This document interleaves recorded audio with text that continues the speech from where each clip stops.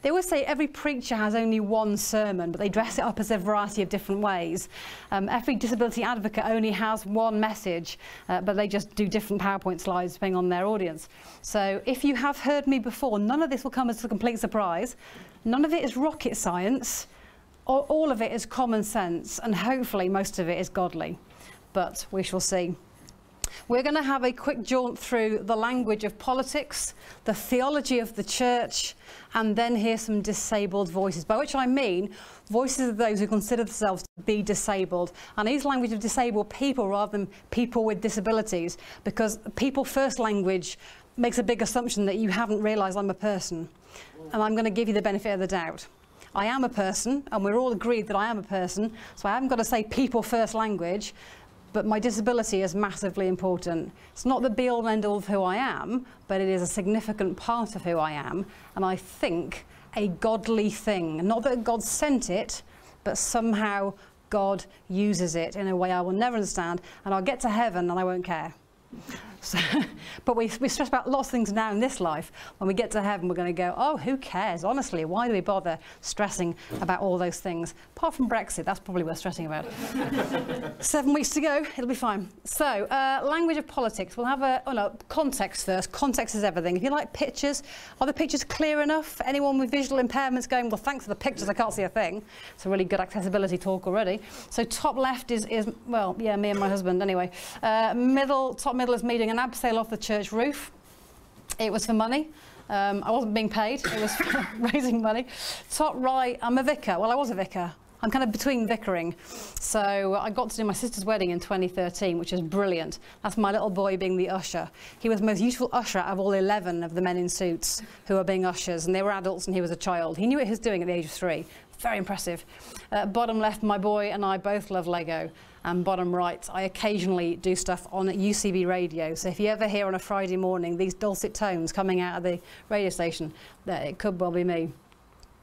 I'm also, declaration of interest, a founding member of something called Disability and Jesus. If you are on Twitter, God bless you. What a waste of time that is. But we are on Twitter, where you have 11,500 followers, which we've accumulated over 4 years. I've no idea how. We have got more than most disability charities have got.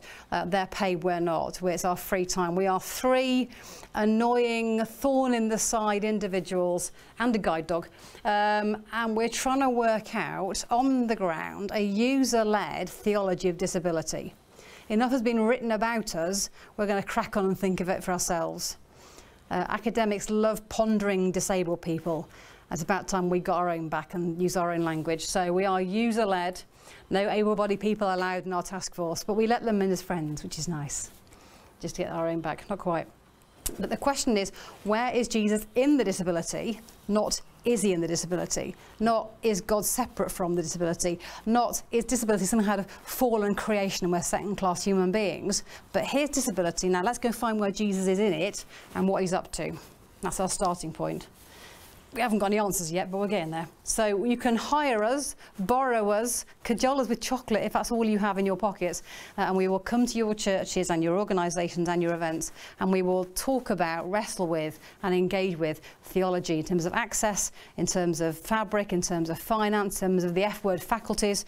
We will talk about all of that in the life of the Church of England, but mainly attitudes, which are the hardest thing to shape. Faculties are easier than attitudes, we think. We occasionally appear at General Synod in July up at York, and we terrorise bishops on the way through to their various debates. So politics. Why am I going back through several hundred years of politics and church history? Why not just tell you what you need to know about today's ministry in the Church of England? Because today's ministry comes from somewhere else. None of us are operating in a vacuum, whether we're readers, whether we're lay leaders, whether we're blessed clergy with dog collars, whether we are sitting in the pew just filling up a space. Whatever it is we do in a church building, we have a context we've come from, and that context in the Church of England is many hundreds of years old, pre-Reformation, dare I say. And what we operate within now has a context of history that if we don't understand it, then things that happen now seem to happen in a vacuum. We think, how the heck has that come to be? And you go back in history and go, oh, now I see. Now I see where it's come from. And church is shaped by society and vice versa. We're going to look at society, we're going to look at church, and we're going to see where the two actually seem to overlap an awful lot, where actually church should teach society, but more often than not has the same voice. So politics first. Lovely images. Some of them are quite horrible. Top left are some of the children who have Down syndrome, who were under the Action T4 German programme of ethnic cleansing. Or I call it murder, but they called it ethnic cleansing. If you have Down syndrome, you're not worth anything. Top right is institutions where children who were disabled, handicapped, spastic, epileptic, or just a little bit strange, were institutionalised up to the age of about 18, and then they were chucked out in the street. Prefer the one middle left, Down syndrome girl blowing feathers and petals off a clock. On the right hand side, people who came back from various wars, incapacitated, missing various bits of themselves, not just limbs but mind. The bottom left, nothing about us without us, the civil rights cry of the 1960s and 70s of the disabled people in California, primarily in the university there, who said enough's enough. Bottom middle, the things that truly disable, not the wheelchair, but the steps. And bottom right, people speaking for themselves, always a good thing. 1388, we were categorised as the deserving poor. For the first time, how marvellous, the deserving poor. Quick question for you, when did that legal language change from deserving poor to something else? And what did it change to? Deserving poor for how long? When did it change? Have a guess. 1300s, 1400s? 1900s. 1900s. Hold that thought. 2008, 2019. No. So we were the deserving poor who were entitled to alms. We were the early forerunners of the welfare state. There's a clue for your date change. And the monasteries looked after us. They were disillusioned. Dissolved. Well, everyone was very disillusioned at the time. And during the 1300s, 1400s, 1500s, there were huge shift changes in who looked after who. We were the deserving poor, but we cost money and no one liked paying for us. Monasteries were all dissolved, no one could pay for that.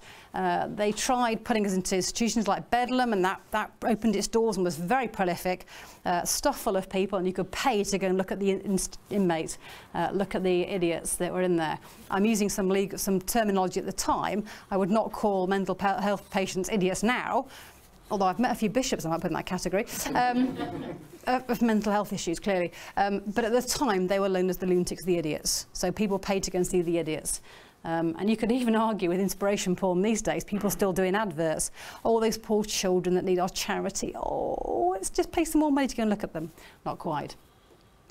The Elizabethan Poor Law widened it. They didn't just include us, they included widows and orphans. How rude. So that means that more money is having to stretch for even further for a wider definition of who is entitled. But it was about my problem that they were paying for, rather than me being part of society. 1600s, 1700s, there were riots. People didn't like having to be paid for. The poor northerners having to pay out for these disabled southerners, and the poor north and the rich south. It never quite ends, does it really? Blackburn, the people of Blackburn really pioneered the ministry of deaf people. And it's always been the deaf people who've got in first and said enough's enough. And without the deaf people fighting the corner for being fully human and deaf, the rest of us wouldn't have got a look in. They were the real pioneers of being accepted as fully human, or at least arguing the case. Because if you had any kind of disability or deafness, you were seen as somehow subhuman, not entirely human. Isn't it a shame they're not quite like us? And deaf people fought back first and said, I think you'll find we are. We just can't hear you. Lunatics could now be forcibly detained. That's nice. So if you were mental health or homeless, then you could be detained under the Mental Health Act. And the Industrial Revolution was a problem because it brought about great economic sustainability for the country, but it also maimed a load of people. Factories and machineries maimed you. So if you got your arm stuck in something, you were a goner, or certainly your arm was. So suddenly they've got people who are being maimed and injured by the very machines that were making the whole country profitable and therefore costing the country more in terms of welfare. And if you were a bit of a slacker, then you were made to carry stones around your neck and walk up and down the factory floor as an indication to others that don't be a slacker like they are. And then they got industrial injuries from carrying heavy stones around their necks from being late for work. So it just escalated.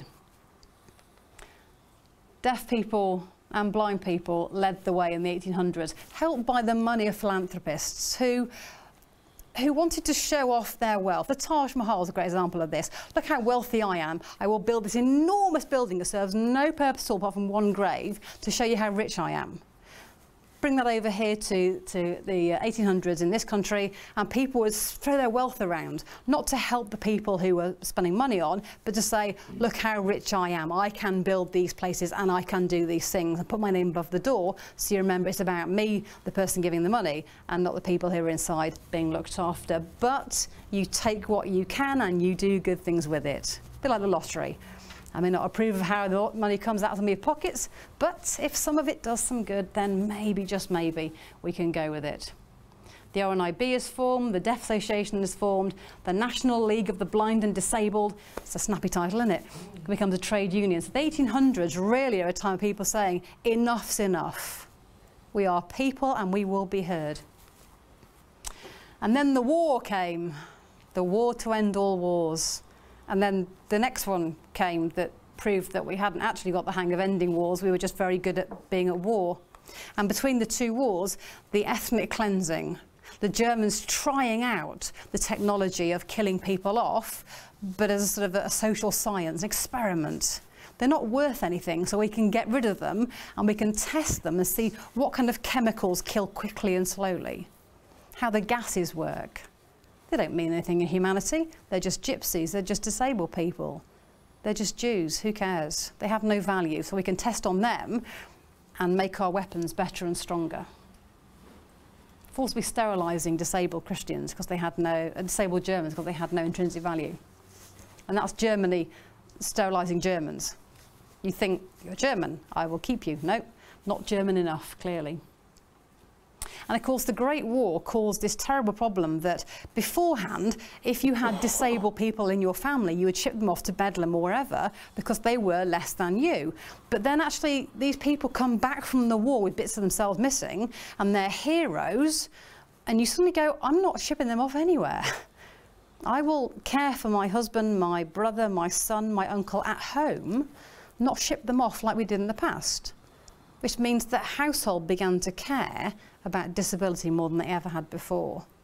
Your son comes back as a war hero, missing part of his mind and most of his body.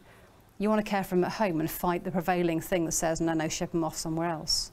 So the whole shift change in politics and people and society was prevalent in the First World War and then through into the Second World War again. People began to own disabled people as people and not objects to be shipped away somewhere else. The 1940s and 50s saw a sort of altruistic approach, a charitable approach. It was still pity-based, but it was pity but keep them rather than pity but send them off. I am slightly cynical about some of the history. And you might say to me, but Katie, you weren't around at the time, and our parents were around, because you're not around at the time either, you're too young. But you might say to me, look, just be generous with us. We were doing our best at the time. And I am, but I look back and I think it was still charity. It was still those poor people.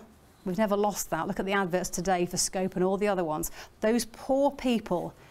The advert at the moment that really annoys me is the arthritis advert. I've got it in my hip, which is great. I'm like, oh, that's my people. Oh, look at the advert. Scares the life out of me because it's making us be afraid of arthritis. It's this terrible thing that's going to ruin your life. Well, no, because if anyone gets diagnosed with it now in the GP surgery, all they're going to think about is that advert. Awful. They're going to think, I'm a death sentence walking around. I'll be bad for my family. I'll cost the NHS. Maybe not. You might actually be one of the ones who's okay with it. And I'm always afraid by adverts that make us pity the person in the advert. It's not a good thing. It says that they're somehow less because of. Now, 1948, with the NHS coming into being and the welfare state coming into being, I stopped being the deserving poor of 1388 and I became a recipient of the welfare state. So my grandparents grew up with me as a label of deserving poor. My parents grew up with me having the label of welfare state recipient. And I appear in 1974. I know, I'm very young. And I'm just like, I don't know what the legalities are. I'm just me. They did their best in the 60s and 70s. There was a huge move towards disabled people picking up on what the deaf and the blind had done already and saying, well, they've been pioneers to say we are fully human, we just can't see you or hear you, and sometimes that might be a blessing. Disabled people generally joined in and went, actually, this is our cry too. This is our heart's cry. We are not somehow less than. We're not somehow subhuman. We're not to be pitied or tucked away or ignored. We are here and we have an intrinsic value. Just give us a chance to join in and we might even find we did it better than you. Paul Hunter in 1972, 2 years before I was born, called for equality for disabled people in The Guardian and was hanged for it. He wrote a letter, disabled people should be equal in law, and he was hanged for the suggestion of doing it. He got properly, well, it wasn't called trolling then, but it was called trolling now. 1970s, a significant year. I was born, apparently healthy. We didn't know I wasn't healthy until I was 2.5, and they finally got their heads around it and went, oh, she's not lazy. No, she's actually disabled. Yeah, thanks for that. And the social model of disability. So, up until this point, the medical model was the prevalent way of thinking about impairment and disability. You are disabled, I'm terribly sorry, you'll have to deal with it. That's the medical model in a nutshell. You go and have the physio, do the hydrotherapy, take the drugs, and just accept your lot in life. And I'm afraid if there's a problem, you're going to have to find some way to fix it or just put up with it. That's the medical model. And I grew up with that, even though in the 70s it kind of shifted in its way of thinking to the social model. I grew up still ensconced in the medical model. All my early years as a child, or my teenage years, were about trying to fix me. And only one of my physios said when I was 18, she said, you know, we're about to let go of you while you go into adult care, and that doesn't really exist, so good luck, and go to university and then start to make your own way in life. And we're going to do things to you in terms of physio and in terms of operations, orthopaedic operations. We're going to try and do stuff to you. At some point, you're going to have to say to us, enough's enough. How do I do this without you? How do I make choices in life that don't involve going back to my physio team going, can you do a bit more of a tweak? I'm not quite managing it. She said, you're going to have to draw a line in the sand, great social model, and say to the world, I've done enough. Now it's your turn. And that's the social model. And my physio was behind the times by 20 years, but ahead of everybody else in medicine. The social model says, you, the world, have got to make a bit of an effort now, because us disabled are doing our best, but we've hit our limits, and pushing ourselves beyond that is going to kill us. So over to you. I've got the wheels, I can get around Meadowhall easily enough. You stick a staircase in there and make the lift not work. That's your problem, not mine. Fix it. Social model. Come back to that in a minute with some pictures. I like pictures. The 80s saw legal stuff trying to catch up with the prevailing mood of society. It's often the way, isn't it? Society goes, let's do this, and the law goes, okay, give us a chance to rewrite what we're going to do. And the 80s saw an awful lot of commissions, a lot of representation, a lot of talking about, not a lot of inclusion. Nicholas Scott, who was the Minister for Disabled People, defeated a civil rights bill for disabled people by basically, I think, what was it called, gaslighting and filibustering it.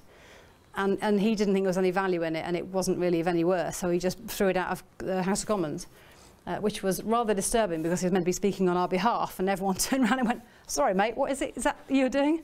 You're an MP. Well, how? Yeah. And in 1995, the famous Disability Discrimination Act came out. This is the legal thing that says, here you go, disabled people, we figured it out. It's all in law, so you'd be fine. Yeah, not quite. The definition of disability they had, 20 years after the social model had been discussed and talked about, was still the medical model of diagnosis. So we were still medical model problems to be solved, rather than society having expectation that they would do something. So the DDA of 95 said, these poor people are doing their best, and we must value them for it. It's a real shame, isn't it? It took until 2010 to almost get it right.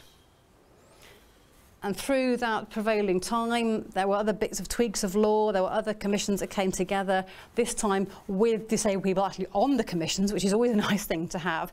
It's like having a bunch of men discussing women's issues and then making law about it and going, could we have some women in the room to do, or women talk about men's issues? I don't know what the men's issues are, it sounds horrible. So, but you know, either way, this group discussing that group with no voice of that group in the first one, it doesn't work on any level for any group.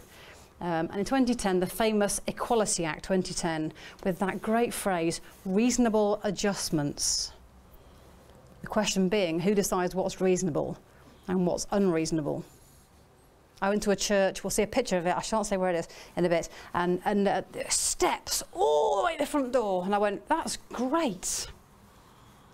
How am I going to get in? They went, there's steps to the door. Yes, but how am I going to get in? There's steps to the door. Do you have a lift? Yep, I think we do. Oh, come on. It was round the back, past the bins and the recycling. And then you had to ring on the phone call to the office and hope someone was in. They could then send it down to you for security reasons in case, you know, youths played in a lift for any reason.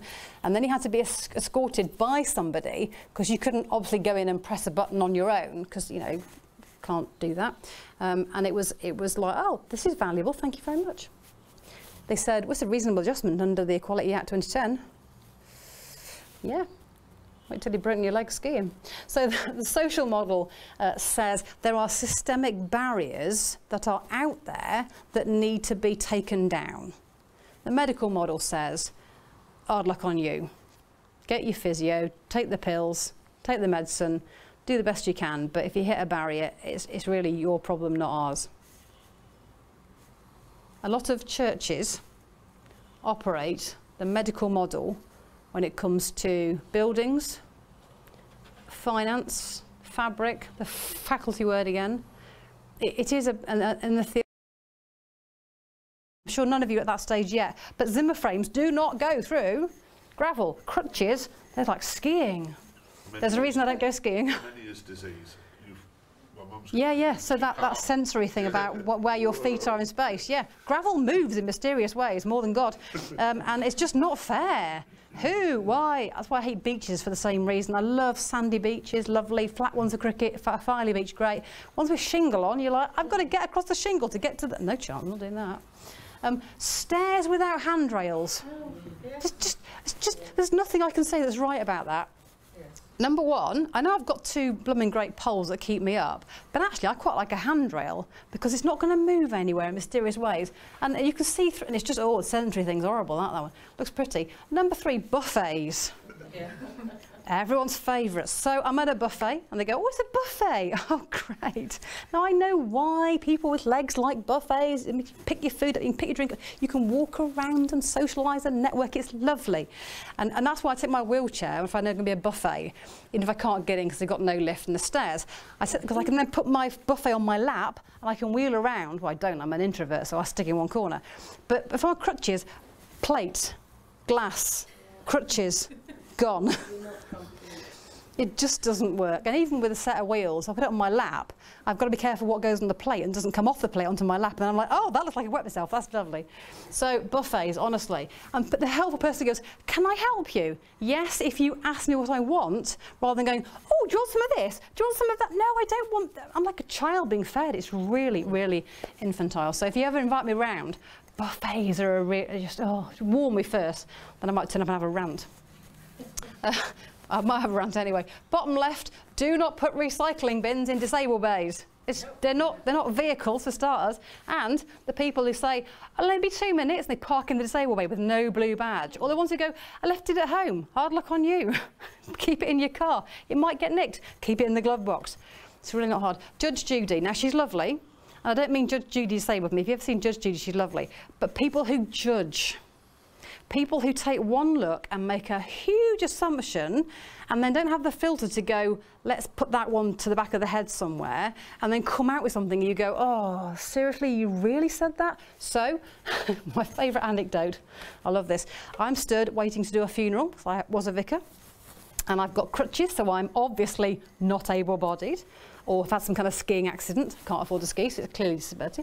And I'm stood there outside the church waiting for the hearse to arrive. It's a brand new funeral director who should have been briefed and not kind of got out the car and gone, I thought, is it because I'm young, or I'm female? It's the crutches. Next to me is my curate, who is lovely. You know what curates are, don't you? Yeah, I'm in the right group, sorry. And he's got a baseball cap on because he's visually impaired. So he has to block out a lot of the light, otherwise he's literally blind in the sunshine. So he's got his baseball cap on. But of course he's a man. And I'm going to go for the gender thing here on the same. So FD comes across and he goes, and talks to my curate about what's happening inside, or the trestles out and everything. My curate's trying not to wet himself laughing. And he goes, I'm just the curate, I'm not in charge. And the funeral director goes, oh, who is? And Neil goes, well, the lady here with the dog collar and we are both dressed very similarly. And I said, hello, I'm the vicar of All Saints Totley, and I'm taking the service today. And the FD goes, oh, really? Yeah. He went, oh, right. Turns back to my curate again and carries on briefing him. I'm like, and I'm not invisible. What's going on? I said, can I just stop you? I said, I don't know whether you need me to sign this to you because you're deaf or you're just not listening, but I'm the vicar. He's the trainee. I'm in charge. What do I need to know that you think I did? They went, oh. He said, oh, I saw the crutches and I just assumed. I went, assumed what? And I went, actually, I don't want to hear the answer to that question because it'll make a great anecdote, but I think I might have to punch you. So I didn't say it out loud. So I said, oh, you assumed, excellent. Let's just assume that I'm in charge and that you have just lost a lot of ground. And by the way, he's blind. So you've lost out both ways. And he kind of went, oh, I'm so sorry, should we start again? Yes, let's start again. I love it. Just the attitude. Or when I do funerals, and, you know, people are coming in and they're getting ready to come into the service and they kind of walk up and go, oh, here we go. It's like Harry Met Sally this moment. I love what they're having. If you haven't seen that film, it's great. Just that one scene. And they kind of do the, oh. I'm like, are you all right? Are you some kind of fit? Do I need to dial 999? Oh, are you okay?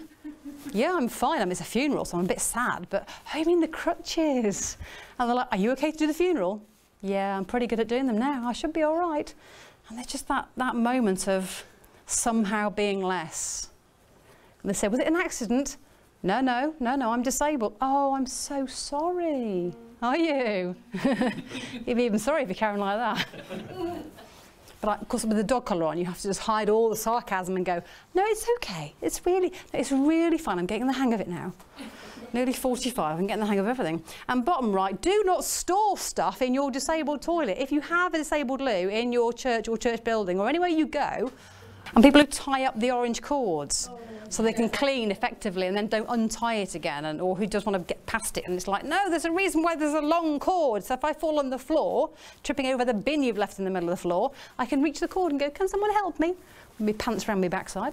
So storing things is not, yeah, so if you ever go anywhere, photograph it before, sort it out, photograph it afterwards, put it on social media, don't tell anyone where it is, and just say, can anyone tell me what's wrong with this? And if you're lucky, someone will recognise it and go, oh, I know where that is. Yeah, keep it like that, I'll be on to you. These things disable me. Got a wheelchair in the disabled toilet. A wheelchair in the disabled loo, storing it in there. It's like, can I just move this one before I put mine in there? Oh, it's a pain. Nappy bins in the turning circle. And they're like, well, you just transfer across. Yeah, you assume my legs work. That's a big assumption. So I can transfer around 360, but it's not that easy. So, and then they put the toilet roll behind the rail you're trying to get up and down. It's like, who designed this? Or a mirror that's so low you can see your own navel. It's like, that's nice. Or so high up, if you're in a wheelchair, you're like, I can see the top of my head. My eyebrows look great, but that's all I can see. So just involve us in designing these things. It will be so much more easy. So that's the politics that we have grown up with, that we have, whether we've been party to it in 1388 or not, it has been part of our social conversation ever since. And my grandparents, God bless them, all however many of them, 5 of them have died now. A complicated family history. But their generation still saw me. They had the dilemma of charity case or family member. Always, always. And I don't blame them for it, because they've got hundreds of years of narrative where people like me would have been locked up a generation before. In fact, there's a guy called Mick Scarlett who's a disabled activist, and it is great fun to engage with on Twitter. And he's a little bit older than me, but not much. And a lot of his peer group was sent off to different, not asylums, they're not called that anymore, are they? But institutions. They grew up as children in institutions. I think I look back and I'm really lucky. It hadn't occurred to me how many of my generation were still being put in institutions. I got away with it. I was 2.5 when they twigged that I wasn't normal. By that time I was a bit too old to be shipped off somewhere, or maybe not. And my parents were like, no, we can do this, it's fine, we can teach you to walk, we can do anything. No such word as can't, apparently. So that's the culture we've all grown up in, and we've inherited that language, we've inherited the attitude, whether we know it or not. And I am, in my head, able-bodied. And I see disabled people and go, oh, and the filter kicks in going, don't you dare. Remember your own talks. And I go, yes. And the thing that comes out is not the thing that was in my head, where I'm pre-programmed to feel sorry for.